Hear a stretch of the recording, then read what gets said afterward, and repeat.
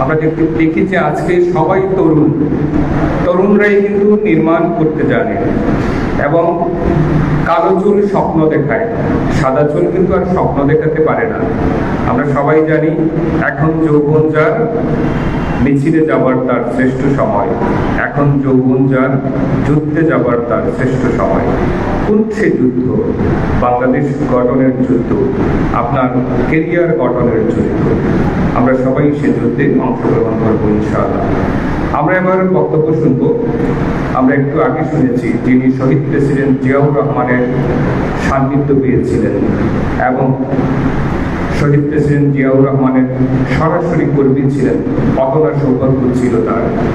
বাংলাদেশের সকল শ্রেণী পেশার মানুষ একটা বিষয়ে একমত যে শহীদ প্রেসিডেন্ট জিয়াউর রহমানের মতো দেশপ্রেম নিয়ে কোনো নেতা এই দেশে আর জন্মগ্রহণ করেন নাই। সবাই স্বীকার করেন, তার শত্রুরাও স্বীকার করেন। তো আমরা এই পর্যায়ে যার বক্তব্য শুনব তিনি শহীদ প্রেসিডেন্ট হিজবুল বাহার নৌবিহারে যিনি ছিলেন, আমাদের সিলেটের গর্ব মুক্তিযোদ্ধা আব্দুর রাজ্জাক। আমি ওনার নাম বলছি, আমাদের সামনে তিনি চলে আসবেন আমরা আশা করছি, এবং তিনি আগে যে আমরা এখন ভবিষ্যতে আমরা কোন স্বপ্ন দেখতে চাই সে বিষয়ে তার বক্তব্য শুনব। জনাব মুক্তিযোদ্ধা আব্দুর রাজ্জাক।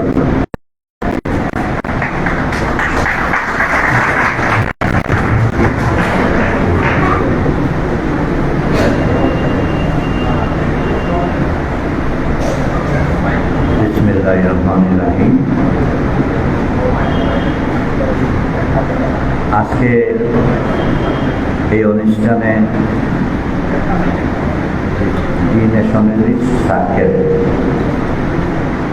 আজকে এমন একটি দিন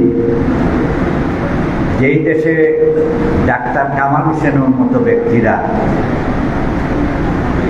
নির্বাচনে দাঁড়িয়ে 7,000 ভোট পায়, সেই দেশে সেই বিংশ শতাব্দীতে আজকে আমরা দাঁড়িয়ে তরুণ প্রজন্মকে নিয়ে আমরা একটা সভার আয়োজন করছি। আজকের এই আয়োজককে আমি ধন্যবাদ জানাই। আজকে আমি এখানে দুটো সাবজেক্ট আছে, আমি একটা সাবজেক্টের উপরে একটু আলোকপাত করব। আমি যেমন জ্ঞান নেই আমার, আজকে এখানে অনেক জ্ঞানী গুণী ব্যক্তিরা আছেন, আমি তাদের কাছ থেকে শুনবো তাদের বক্তব্য। বাংলাদেশি জাতীয়তাবাদ আর বাঙালি জাতীয়তাবাদ দুটার মধ্যে আকাশ জমিন তফাৎ। আমাদের শহীদ রাষ্ট্রপতি জিয়াউর রহমান উনি মর্মে মর্মে উপলব্ধি করেছিলেন যে আমি কে, নীলু চাকমাকে, আমার পরিচয়টাকে।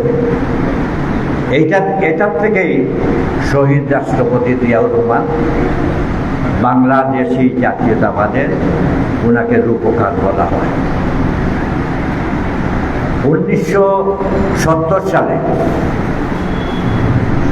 নির্বাচনে এই আজকে আমি আমার কথা থেকে একটু সরে গেলাম, পাহাড়ের মধ্যে 71টা জাতি উপজাতি তারা নিজেদের মধ্যে হানাহানি, কেউ ভারতকে ডাকতেছে, কেউ বার্মাকে ডাকতেছে, কেউ আবার চায়নাকে ডাকতেছে।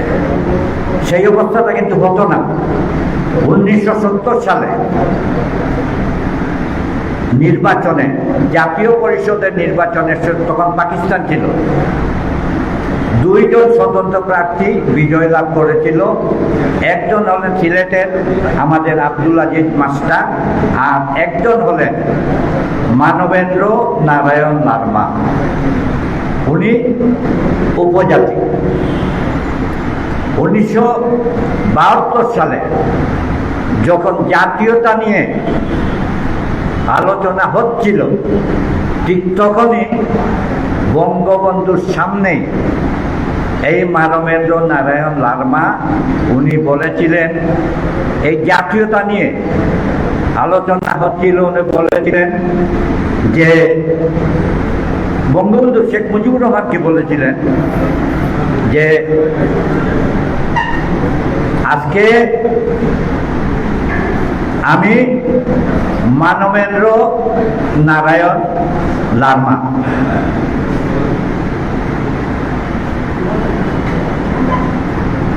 মানবেন্দ্র নারায়ণ লার্মা কান গিয়ে চাকমা। আমি লার্মা, আমি চাকমা হতে পারি না। নিরু চাকমা লার্মা হতে পারে না। উনি বঙ্গবন্ধু শেখ মুজিবুর রহমানকে ইশারা করে বলেছিলেন, Bangabandhu you are a Bengali, but you are a not Bengali, you are a Bangladeshi.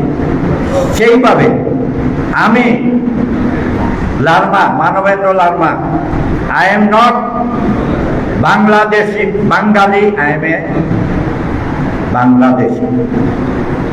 অনেক কথাবার্তা হচ্ছিল সেখানে, কিন্তু কে শুনে কার কথা? এই মানবেন্দ্র নারায়ণ লার্মার কথা কেউ শুনল না। শেখ মুজিবুর রহমান সাফ বলে দিলেন, তোমরা সবাই বাঙালি হয়ে যাও। তখন এই মানবেন্দ্র নারায়ণ লার্মা সবাইকে উদ্দেশ্য করে বলেছিলেন যে ইংলিশে একটা শব্দ ইফার বলল, আমি বলতেছি যদি আমার কথাটা না শুনেন তাহলে আপনাদের অপূরণীয় ক্ষতির সম্মুখীন হবে। তারপরেই লার্মা চট্টগ্রামে গিয়ে সবার মাধ্যমে সবাইকে বলে দিলেন, আই এম সো সরি, তোরা যার যেটা ইচ্ছা কর। এই দিন থেকে শুরু হয়ে গেল এই পাহাড়ের মণিপুরীরা ভারতের মণিপুরীর সাথে আত্মীয়তা করল। এই বাংলাদেশের লার্মা ভারতের লার্মার সাথে আত্মীয়তা করলো। তারা তাদের শেকড়টা চলে গেল ভারতে। ভারতের দাদারা মাঝে মাঝে এই জাতীয়তাবাদের কথা বলে, একদিকে জাতীয়তাবাদের কথা বলে আর একদিকে আমাদের এই দুটিটা ছড়াইয়ে আমাদেরকে দেখায় দেয় যে আজকে শহীদ রাষ্ট্রপতি জিয়াউর রহমান সেটা হাড়ে হাড়ে উপলব্ধি করেছিলেন যে আমার পরিচয় কি, তোমার পরিচয় কি। উনি এই চতুর্থ সংশোধনীকে পঞ্চম সংশোধনের মাধ্যমে এটা পরিবর্তন করে বাংলাদেশ বাঙালি সৃষ্টি করেছিলেন।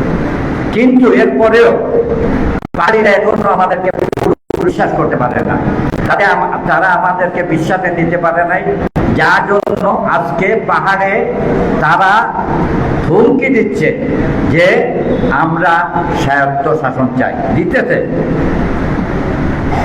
তাই সেই জিয়াউর রহমানের যে অবদানটা এবং এই জাতীয়তাবাদের সাথে তিনি আরো 5টি মৌলিক যেটা ধরে দিয়েছিলেন, যেমন শিক্ষা, আমাদের 5টি শিক্ষা, তারপরে খাদ্য বস্ত্র, শিক্ষা, চিকিৎসা, বাসস্থান, এই 5টি এর সাথে সংযুক্ত। যাক, আমি আজকে আর আপনাদের সময় নষ্ট করব না। এখানে যারা আছেন বিজ্ঞ ব্যক্তিরা, আমি ওনাদেরকে অনুরোধ করব ওনারা অন্য চ্যাপ্টারে আলোচনা করবেন। সবাইকে ধন্যবাদ। আসসালামু আলাইকুম।